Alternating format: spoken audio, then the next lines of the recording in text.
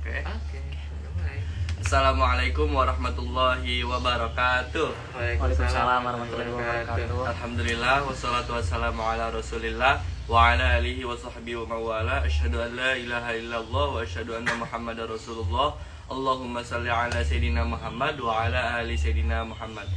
A'udzu billahi minasyaitonir rajim. Bismillahirrahmanirrahim. Fadzakir fa inna dzikra tanfa'ul mu'minin. Al-ayat.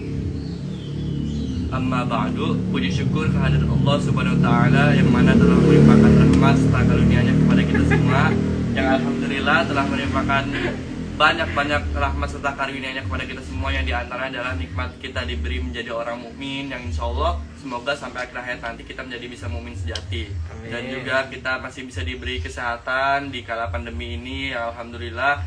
Di tengah pandemi ini kita masih bisa bersyukur juga dengan apa yang kita miliki saat ini. Salam beserta salam tidak lupa juga tercurahkan kepada baginda agung, baginda Nabi Muhammad sallallahu alaihi wasallam, kepada para keluarganya, para sahabatnya, dan semoga kita di yaumil kiamah mendapat syafaatnya dan diakui sebagai umatnya nanti. Amin. Oke, balik lagi di sharing session kali ini bersama pemateri kita yang tercinta Tadi dan juga teman host saya, Bang Tambel ban. Bang Pali, dan juga saya Odi Dimas Gandari Putra. Odi apa? Odi Dimas Gandari Putra. panjang banget. Dalam Judulnya apa nih sekarang? Tambel ban. Salah. salah. Tambel dosa. Judulnya Judulnya cukup menarik ya ini, tentang kalau dosa itu kita kayak mikir nggak jauh dari pikir neraka, siksaan dan Di, sebagainya. ente ngerti nggak tambel dosa maksudnya apa? Wah, belum tahu Ini sih. kan ada dosa nih, ditambah dosa lagi kan? Bener nggak? Oh, iya, sama juga sih tambah ya, itu Iya, sama aja bener. tambah ya. Iya kan tambel dosa. Maksudnya ke situ bukan? Lah itu dia makanya pertanyaannya. Sebenarnya Ada kesana bukan nggak? ya. Itu jadi pertanyaan. Kalian kita. hostnya. Nah, baik kali Gimana, ini Li? karena kita dalam tema tambal dosa, karena kita juga sebagai host ingin mendengarkan kajian Dia juga. enggak, kalian hostnya. Kenapa, Li? Apa coba? Apa? Oh, bener, kita dari hostnya tambal ban. Tambal dosa adalah suatu materi yang belum kita pahami. Oh gitu. Kaget lu dia. yang Makin akan pusing. kita bahas dengan materi kita yang tadi, yaitu Adidi. Oke. Oh, gitu. Apa lagi nih? Hah? Apa lagi nih? Kenapa muncul tambel dosa? Iya, kenapa muncul tambal Karena ada dosa? tambal ban kan. Oh, gitu. Enggak sih, bener sih Li, maksud Bang itu kayak tadi. Bener. Ini nggak? dosa, Ah. kayak tambal pakai dosa. Oh. Gitu. Tuh kan dia ke situ. Oh, iya. Maksudnya aja Emang kagak tadinya ngerti. apa pikiran kalian? Enggak, dikiranya tambel dosa maksudnya dosa kita ini apa maksudnya? Bocor, udah keluar nih, bersih gitu. Terus? Ya maksudnya dikira buat ngebersihin tapi pengen lihat tambel dosa. Kan tambel ban nutupin ban buat mengurangi itu. Jadi jadi nggak nyambung gitu sama konteks Bisa ini juga mah sih, pikirin bisa sih. juga sih. Iya. Bukannya emang kita sering ngobrol yang gak nyambung ya? Oh, iya. Nggak nyambung tapi berujung. Iya. Apa nih? Langsung aja nih ya. Ya langsung Gimana? aja. Iya, langsung Oke. Li, gimana Li? Gimana, Li? Lah bagaimana apanya dong sama materi? Justru Fali sebagai kompresornya di sini. Oh, kompresor. Berarti Bertanya. apa dong? Regulator. Nah, itu mah gas. Selang dong. Oh iya, selang. Maaf ya guys. Siapa aja yang udah gabung bareng sama kita pagi ini? Iya, Nuar, Heeh. Nuraini, Syuriah, nggak tahu siapa. Oh iya, alhamdulillah. Makasih teman-teman ya udah Teman-teman gabung yang sama hadir kita. ya. Buat teman-teman yang nanti nggak hadir atau berkalangan hadir, yang udah dapat notifikasi dan juga reminder dari mungkin status-status kita, nanti bisa dilihat secara ulang karena kita akan menyimpan live IG ini secara permanen di akun IG Semut Tangerang. Oke. Ya, ini tambal dosa tuh kurang lebih seperti tadi yang disampaikan oleh Bang Pali, Bang. Karena seringkali kita tuh terjebak dengan hal itu. Jadi ada orang dia lagi punya masalah. Masalah itu kan sebenarnya datang karena dosa gitu Iya. kan ya. Tapi kemudian cara dia melepaskan diri dari masalah tersebut dengan Berdosa kembali apa? dengan berdosa kembali gitu Bang. Jadi akhirnya dosa ditambah sama dosa lagi, ditambah sama dosa lagi, ditambah sama dosa lagi. Dan kalau kita situasinya sudah seperti itu terus, atau kita hanya berada pada sebuah lingkaran dosa yang sama, atau dosa yang bahkan berlebihan, pada akhirnya masalah kita nggak akan pernah selesai-selesai. Betul. Gitu. Tuh, hati-hati teman-teman ya. Iya, kenapa tuh hati-hatinya Bang? Kalau Karena- belok kanan sen Kiri, Oh, sen kiri. ibu-ibu. Iya benar. Maaf nih ada ibu-ibu nggak ya? Tapi intinya mah ke situ ya. Misalnya nih ada orang depresi gitu kan ya. Misalnya depresinya sebut saja karena Gagal masuk universitas. Gagal masuk ke universitas. Iya. Depresi Bang. Iya, padahal bisa jadi sebenarnya kan gagal masuk ke universitas bukan sebuah kemunduran ya. Bukan sebuah, maksudnya bisa jadi memang rezeki terbaik dia bukan di universitas tersebut. Kayak gitu, tapi dia menanggapinya dengan cara yang negatif gitu. Nah, itu kan hal yang salah dong. Terus udah gitu dia sudah gagal masuk universitas tersebut. Dia malah frustasi, dan frustasinya apa? Jadi bergaul dengan orang yang mungkin tidak tepat, atau dia malah kayak, oh biar gue nggak depresi, gue mau menghilangkan depresi dengan merokok gitu kan, atau kemudian kayak gitulah. Jadi kita tuh sering melampiaskan sebuah hal-hal negatif dengan negatif yang lain. Jadi kita suka menambal sesuatu itu dengan dosa gitu, kayak gitu. Nah kalau udah yang seperti itu, biasanya endingnya udah ketebak sih bahwa dia hanya akan berada pada sebuah lingkaran kesalahan tanpa bisa move on kepada kebaikan. Bukannya menyelesaikan malah menambah ya. Menambah masalah baru. Nah seringkali kan kita kayak gitu ya. Maksudnya karena karakter manja kita, jadi ketika kita punya masalah, kita membuat masalah baru, gitu kan. Dengan perasaan bahwa yang kita lakukan itu bisa menyelesaikan masalah kita ya. Sebenarnya sih lebih ke hawa nafsu sih ya nggak? Iya. Jadi kayak melampiaskan hawa nafsu tuh kayak enak banget gitu. Iya benar. Ya kan ya. Gitu sih. Kenapa lu diem aja li? Justru mau nanya, kadang sering kali kita itu dihadapkan pada kondisi kalau melampiaskan pada aktivitas itu kita tuh masa terpuasin nak. Ya itu kan hawa nafsu sih sebenarnya mah. Jadi kita berarti kalau kita masih seperti itu, kita masih pribadi orang yang lebih mengedepankan hawa nafsu dibandingkan dengan akal sehat kayak gitu ya. Lebih sering sih seperti itu. Emang hawa nafsu itu seolah-olah dia selalu memberikan kepuasan ya. Iya. Padahal pada kenyataannya kalau kita ikutin hawa nafsu, dia justru dekatnya itu bukan pada solusi, tapi dekatnya pada masalah. Hawa nafsu emang sifatnya seperti itu dia. Gitu kan ya, kayak nambah lagi. Iya, kayak gitu kan. Kayak obat penenang ya sebetulnya ya. Enggak ngerti ya maksudnya apa obat penenang. Ya kenapa bukan nih? anak Kenapa? kedokteran juga, bukan anak kedokteran juga. Iya. Ya, seringnya kayak gitu, Li. Misalnya kita disakiti sama teman, kita tidak memilih untuk mengevaluasi diri, tapi kita milih marah-marah ke teman kita kayak gitu. Yang ada kan malah justru bisa jadi persahabatan jadi retak. Iya. Ya kan? Nah, kita menambal kesalahan pertama dengan kesalahan baru.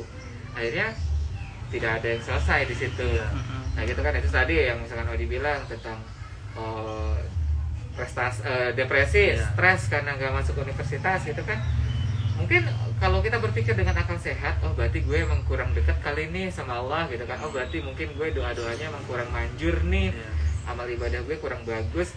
Atau kita kemudian berpikiran, oh iya Allah menunjukkan kita jalan terbaik untuk tidak masuk kampus tersebut karena Allah sedang menyediakan kampus yang lain buat kita, gitu kan. Tapi kan kita kadang-kadang milihnya kayak marah-marah ke teman, terus kita memilih untuk cemburu ke teman kita yang masuk ke universitas favorit kita. Itu, atau kemudian kita merutuk takdir gitu kan ya. Jadi nah gitu, jadi kita seringkali menambal dosa kita tuh dengan dosa-dosa baru yang sebenarnya membuat kita tuh semakin terpuruk gitu. Ya banyak lah ya dunia kerja gitu kan, misalkan kerjaan dapat rekan kerja yang tidak menyenangkan, terus bagaimana cara kita menambal dosa itu? Dengan nulis di medsos itu misalkan, kadang kayak gitu kan ya. Ini orang kayak gini banget sih gitu kan ya. Kenapa sih lo lagi nyindir si ini ya? Enggak kok, gue cuma ini doang kan. Padahal dia padahal mah iya. Padahal mah iya kan. Udah kayak gitu tuh. Begitu padahal kita nulis amarah kita di medsos juga kan tidak menyelesaikan masalah ya. Jadi kayak hal semacam itu jadi nah, kalau kita sudah terjebak pada situasi seperti itu, menambal sebuah keburukan dengan keburukan yang baru, itu tidak akan memberikan solusi untuk hidup kita biasanya. Justru kita hanya akan berada pada sebuah lingkaran keburukan itu aja terus-terusan. Jadi gimana tuh cara yang benar buat nambal dosa itu dengan cara yang benar gitu ah? Ya berarti secara simpel sih bisa kita jawab ya, tambahlah dengan amal. Nah gitu ya. Jadi menambal keburukan itu jadi dengan amal. Sampai kan Rasulullah juga bilang, iringilah kemaksiatan, himpitlah kemaksiatan dengan 2 amal soleh gitu kan ya. Karena memang hanya dengan cara itulah kita bisa menghentikan perputaran keburukan tersebut. Kayak gitu. Itu sih. Jadi biar dia nggak datang agar kemudian hati kita juga tidak sempit gitu kan ya. Tapi kita mengiringi keburukan-keburukan yang kita miliki, kesakit-hatian yang kita miliki dengan kebaikan-kebaikan.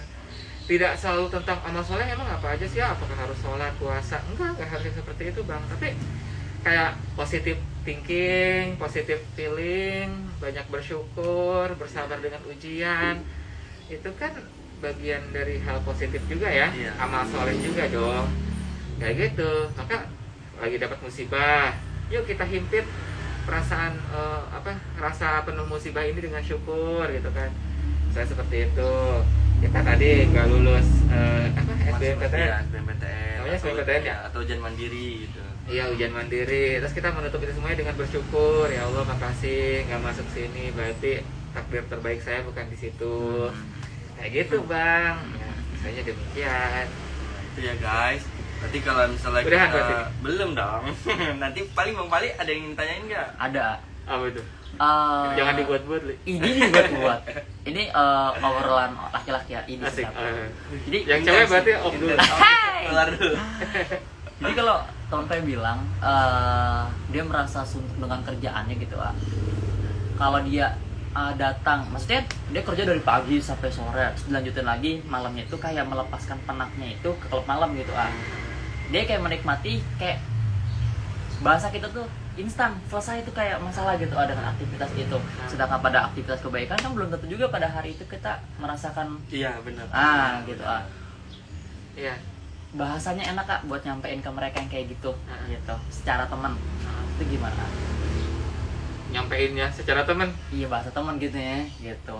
Ya nggak bisa instan juga ya Li ya. Maksudnya Yes. kan gini. Memang kemaksiatan itu seperti menjamin kenikmatan, tapi itu dia sifatnya instan. Coba tanya deh besok paginya dia pusing apa kagak. Kayak gitu. Udah pasti Enggak nanya sih sih. yang situ Pak. Pusing ya. Tapi setidaknya dia Apalagi senang. kalau udah ngomongin duit ya, habis berapa dia saat itu, kayak gitu. Kayaknya nggak mungkin habis 100.000 doang deh, gitu kan ya. Jadi melampiaskan atau menambal dosa, gitu dengan cara yang seperti itu memberikan efek sesaat. Ya, sementara kita melampiaskan kegundahan kita dengan amal soleh itu memberikan efek yang jauh lebih panjang, gitu, jangka panjang. Memang dia tidak langsung menyelesaikan masalah kita saat ini ya. Kita lagi gundah gulana ya nggak? Terus kita beristighfar. Emang hati kita bisa langsung tenang? Nggak semua orang langsung kayak gitu Iya. ya. Kecuali orang-orang yang sudah pada level tertentu gitu kan. Maka dia udah bisa tuh langsung dengan istighfar dia langsung hati jadi tenang gitu. Nah orang-orang yang belum enggak gitu kan, gue lagi punya masalah nih, tahajud belum tentu langsung. Tapi efek jangka panjangnya ada. Pasti ada ya. Insya Allah pasti ada. Tapi kalau orang yang tadi ya mengambil shortcut gitu kan ya, mungkin saat itu langsung dia dapat kayak gue lampiasin nih, gue lupa saat itu. Misalkan dia dengan cara mabok-mabokan gitu dan lain sebagainya. Benar sih pas mabok lupa, tapi emangnya kita mau mabok terus kan enggak? Iya, pasti sadar. Pasti sadar kan? Mabok berapa jam sih efeknya gitu kan ya? Itu paling 4 jam, 6 jam, 8 jam gitu. Pas udah sadar mah bukan cuma masalah dia ingat lagi, kepala dia pusing karena semalam habis mabok. Terus tau gak sih teman-teman, yang namanya alkohol itu kan bikin badan dehidrasi ya. Jadi bukan cuma pusing, jadi banyak hal lah ya gitu. Jadi pada akhirnya sih sebenarnya dia ruginya itu malah berkali-kali gitu. Tapi emang pada saat itu kan Dia merasa. iya namanya udah dihinggapi hawa nafsu sih ya. Terus kan emang seringkali setan memberikan bisikan yang terlalu nikmat pada hal-hal yang buruk seperti Iya, itu benar. kan. Nah gitu sih. Terus gimana tuh cara kita supaya misalnya kan tadi kan kita lagi mau menambal dosa dengan perbuatan amal soleh nih. Sedangkan kan yang kita rasakan itu kan kalau level kita kan belum instan tuh. Gimana cara kita menanggapi supaya kita sabar, supaya sabar gitu kan ada waktunya gitu mendapat sebuah ini. Gimana tuh caranya biar supaya kita sabar dan yakin gitu Ya sebenarnya cobalah berpikir untuk lebih dewasa teman-teman. Jangan selalu ingin mengutamakan hawa nafsu kita mulu, pengen yang instan-instan. berpikir. Dunia tuh tidak dibangun satu malam ya. Iya. Ya nggak sih? Ya benar-benar. Takdir Dongeng kita banget. juga seperti itu. Takdir kita tidak dibangun satu hari. Kayak gitu. Lah emang lu siapa? Emang lu anak raja? Emang lu orang soleh apa? Emang lu nabi? Pengen kehidupan kita langsung berubah satu hari? Kayak gitu. Jadi nikmatilah proses itu. Kayak gitu. Justru orang-orang yang pengen segera pengen mendapatkan kenikmatan instan, maka biasanya yang akan dia dapatkan adalah sebuah kesakitan instan. Gitu ya. Jadi Merinding. kalau berinding pakai selimut loh. Gitu sih, ya nggak kayak gue ini dari sekolah favorit, terus anak ranking gitu kan ya. Boleh kali masuk kampus mana aja bisa langsung diterima lah. Emang dapat golden ticket dari mana gitu kan? Iya, Jangan seperti itu. Gitu sih. Maka biasanya orang-orang yang seperti itu tuh dia akan mudah untuk mendapatkan kekecewaan sih bang.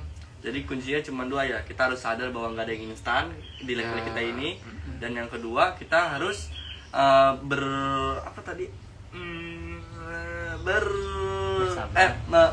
menikmati proses. Yang kedua itu ya harus menikmati proses menuju kelegaan dalam menghadapi masalah. Betul sih bang. Jadi kalau itu kan bahasa Odi, kalau Asi lebih menekankan pada aktivitas sabar dan syukurnya ya.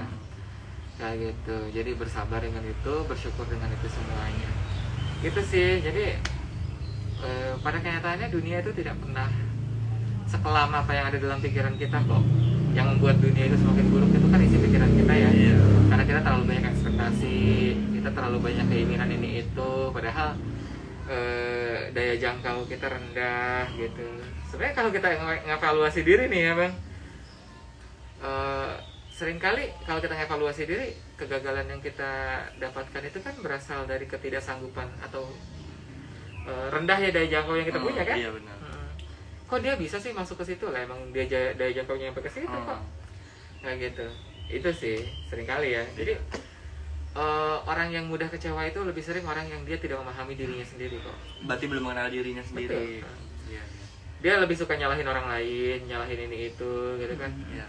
Misalkan gagal, padahal kan kalau emang lu belajarnya sudah seproper itu gitu Iya, kan ya. belum tentu belajar kita setara dengan yang berhasil menggapainya gitu. Betul. Ya. Atau dia belajar biasa aja kok ah.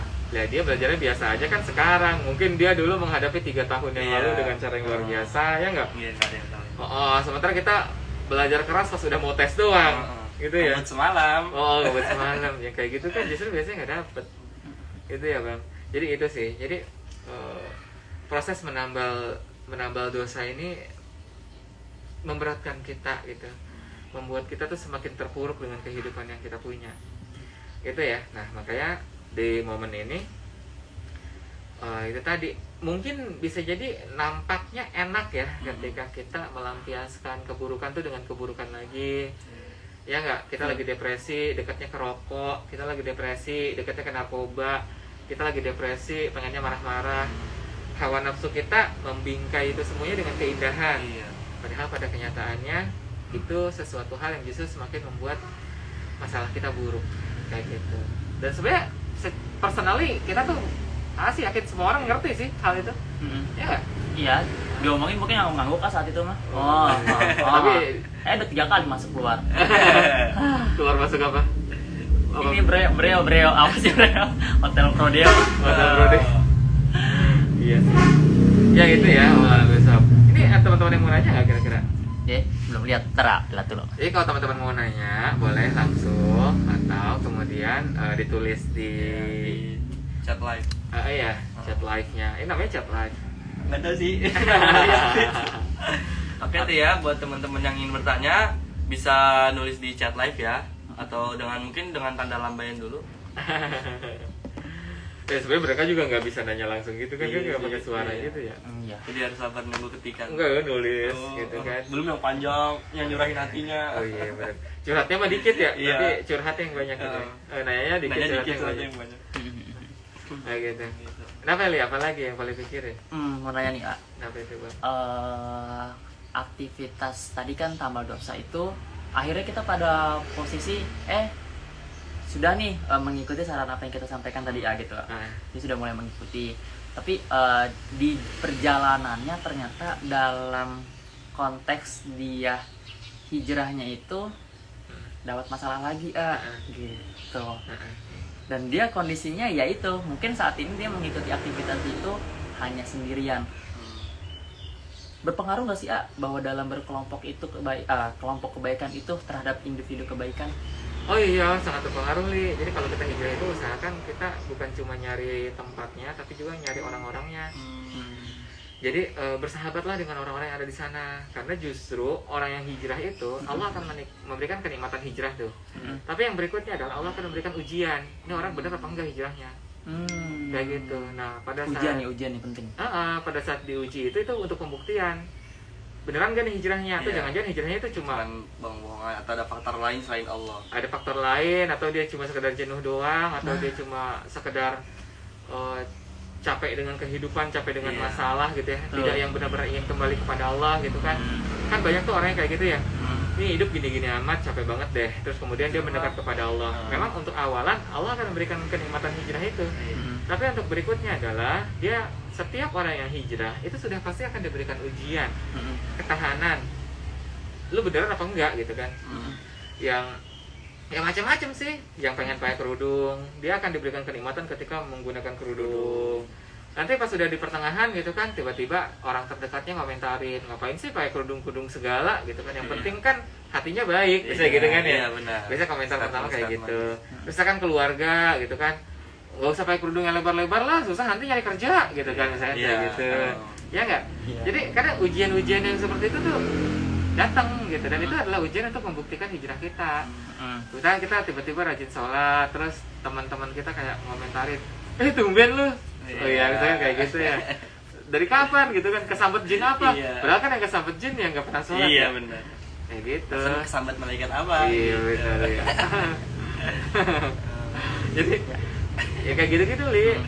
Jadi ada kelompok, ada teman itu tuh luar biasa pengaruh ya. Sangat mempengaruhi kita. Apalagi kalau di sana kita sering sharing ya. Kan kita tuh kadang ngeliatnya gini loh, Li, jadi orang soleh kok enak banget, adem. Ya kan dia proses. Iya, dia nggak tahu prosesnya ya. Karena orang soleh itu ujiannya lebih banyak daripada orang yang nggak soleh. Kayak gitu. Sama ketika kayak orang sholat berjamaah di masjid sih ya sebenarnya.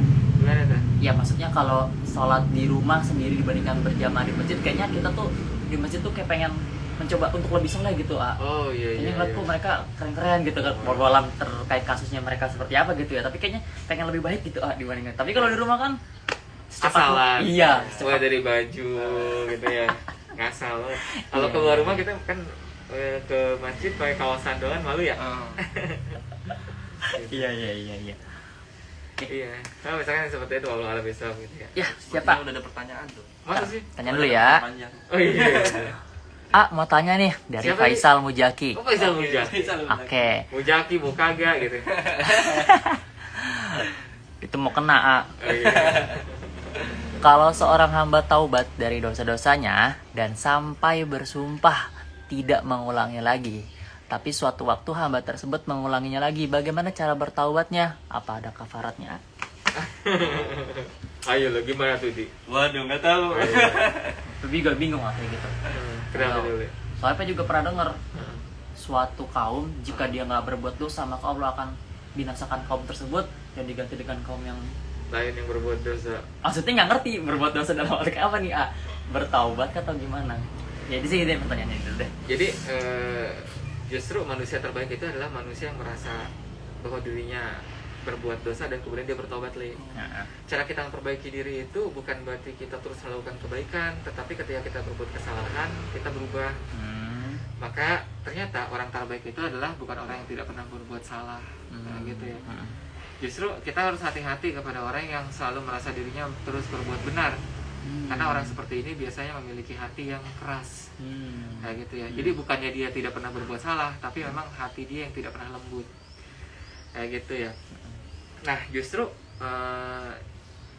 setiap orang ketika dia bertaubat sudah pasti di dalam hatinya akan muncul, ya Allah, kapok ya Allah, kayak gitu ya.